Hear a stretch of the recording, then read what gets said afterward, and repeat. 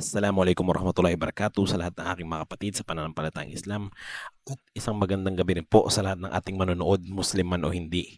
Ngayon po ay pang 26 na araw at welcome sa araw-araw nating pagbasa ng banal na Quran sa wikang Filipino. Ikilik niyo lamang po ang profile ko para sa mga naunang part ng ating pagbabasa. Hinihikayat ko po kayo makibasa at magdilay kasama ko sa mga salita ni Allah na gabay para sa sangkatauhan. Itutuloy po natin ito ngayon sa Suratun Nisa, ang bagong chapter o ang kababaihan. Sa ngalan ni Allah, ang maawain, ang mahabagin. O mga tao, katakutan ninyo ang inyong Panginoon na lumikha sa inyo mula sa isang tao at nilikha niya mula rito ang asawa nito. At pinasibol niya mula sa kanilang dalawa ang maraming kalalakihan at kababaihan. Katakutan ninyo si Allah na sa pamamagitan niya ay sisingilin ninyo ang inyong mga karapatan at pananatili ng inyong pagkakamag-anakan. Tunay na si Allah sa inyo ay nakamasid. Ibigay ninyo sa mga ulila ang kanilang mga kayamanan at huwag ninyong palitan ng sira ninyong gamit ang maayos nilang gamit. Huwag ninyong kamkamin ang kanilang mga ari-arian upang maging ari-arian ninyo. Tunay na ito ay kasalanang malaki. Kung kinatatakutan ninyo na hindi kayo magiging makatarungan sa mga ulilang batang babae, ay mag-asawa kayo ng sino mang kalugdan ninyong babae. 2, 3 o 4. Ngunit kung kinatatakutan ninyo na hindi kayo magiging makatarungan, ay isa lamang o kaya ay ang aliping tangan ng inyong mga kanang kamay. Ito ay mas mainam upang hindi kayo makapangapi. Ibigay sa kababaihan na inyong mapapangasawa ang kanilang dote. Ngunit kung ibibigay man nila ito sa inyo ng kusang loob, ay tanggapin ninyo ito at gawing kapaki-pakinabang. Huwag ninyong ibigay sa mahihina ang pag-iisip ang inyong mga kayamanan na ibinigay ni Allah sa inyo bilang panustos. Tustusan ninyo sila sa pamamagitan nito at damitan at pagsalitaan lamang sila na mabuti.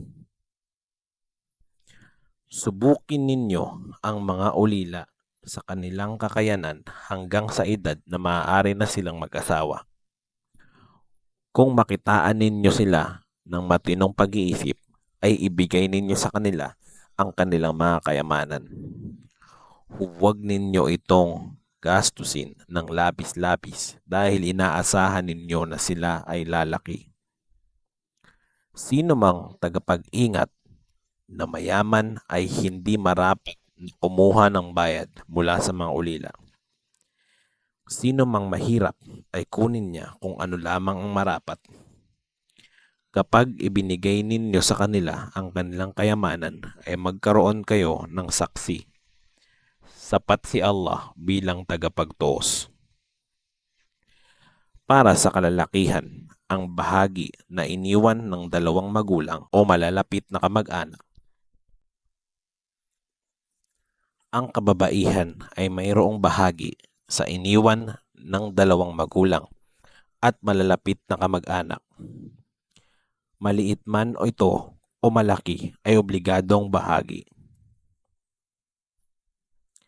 Kung ang iba pang kaanak, ulila at dukha ay naroroon sa panahon ng paghati-hati ng mana, ay bigyan ninyo sila ng bahagi nito at magsalita sa kanila ng matuwid na pananalita. Marapat na matakot ang mga tagapag-ingat sa kawalang katarungan na parang sila ay mag-iiwan ng mga anak na may hina at nangangamba para sa kanila. Marapat na katakutan nila si Allah at magsabi lamang sila ng matuwid. Tunay na yaong mga nangangamkam ng kayamanan ng mga ulila ng walang katarungan ay walang kinakain sa kanilang mga sikmura liban pa sa apoy. Sila ay tatapon sa apoy. Si Allah ay nagturo sa inyo tungkol sa inyong mga anak. para sa isang lalaki ang katumbas ng bahagi ng dalawang babae.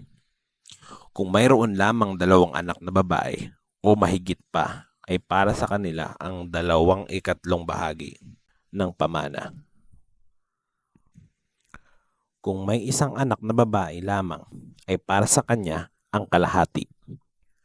Para sa kanyang 2 magulang, para sa bawat isa sa kanila ang ika-6 na bahagi ng mana kung siya ay may mga anak.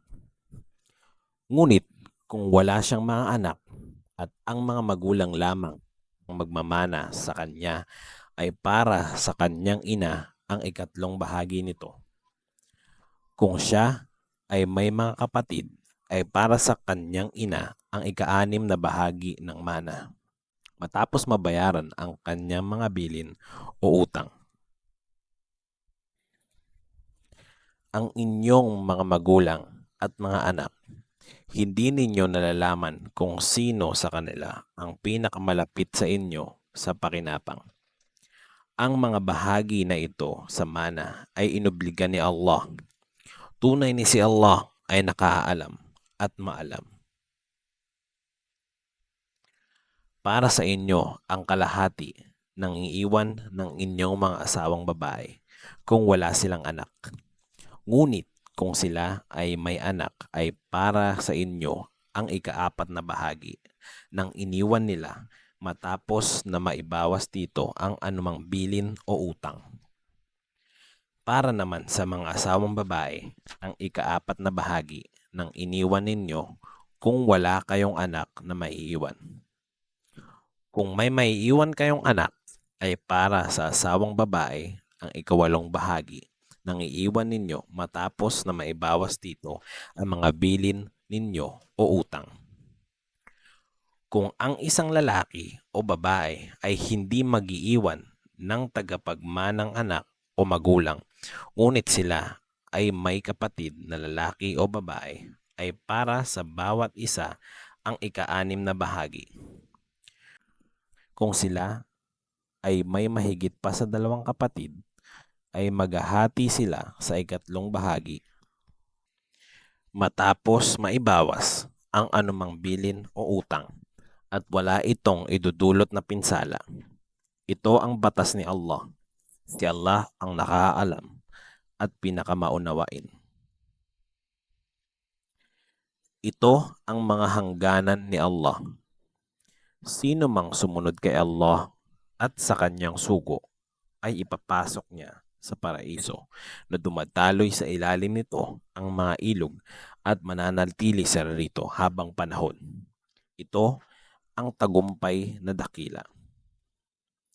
Sino mang sumuway kay Allah at sa kanyang sugo at lumalampas sa hangganan niya, ay papasok niya sa impyerno ng habang panahon, at para sa kanya ang parusang kahiyahiya.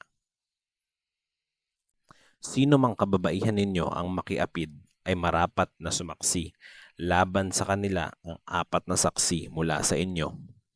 Kung sila ay napatunay may sala, ay ikulong sila sa kanilang mga tahanan hanggang sa sila ay abutan ng kamatayan, o si Allah ay magtakda ng iba pang paraan. Sino mang lalaki at babae na gumawa nito sa inyo, ay hamakin ninyo sila pareho. Ngunit kung sila ay magbabalik loob kay Allah at itatama ang kanilang mga sarili, ay hayaan ninyo sila. Tunay na si Allah ay tumatanggap ng pagbabalik loob at maawain. Ang pagbabalik loob ay tinatanggap lamang ni Allah mula roon sa mga nagkasala dahil sa kakulangan ng kaalaman, at sila ay nagbalik loob agad pagkatapos nito. Sila yung mga tatanggapin ni Allah ang kanilang pagbabalik loob. Si Allah ay nakaalam at maalam. Ang pagbabalik loob ay hindi tatanggapin mula roon sa nagpapatuloy sa kasalanan hanggang sa abutan sila ng kamatayan na magsasabing, "Ako ngayon ay nagbabalik loob na kay Allah," o kaya ay mamamatay habang sila ay hindi nananampalataya. Para sa kanila ay inihanda namin ang parusang masakit. O mga nananampalataya, ibinawal sa inyo na manahin ang mga iniwang asawa ng inyong mga ama nang sapilitan na aasawahin ninyo sila o pipigilan ninyo silang mag-asawa ng iba o gumawa ng gusto nila na pinahintulutan ni Allah. Huwag ninyong gipitin ang inyong mga asawa upang mabawi ninyo ang binigay ninyong dote, liban na lamang kung sila ay nakagawa ng napatunayang imoralidad. Pakisamahan sila ng mabuti.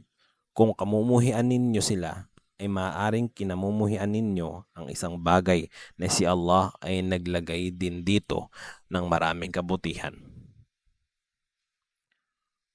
Kung nais ninyong palitan ang isa ninyong asawa ng isa pa at binigyan ninyo ang isa sa kanila ng malaking regalo, ay huwag ninyong bawiin ang kahit na ano mula rito. Babawiin ba ninyo ito ng walang katarungan na isang malinaw na kasalanan? Hanggang dito na naman po muna. Inshallah bukas po natin tutuloy ang kurugtong. Maraming salamat po sa pakikibasa at pakikinig. Ganti pala ano tayo ni Allah. Assalamualaikum warahmatullahi wabarakatuh.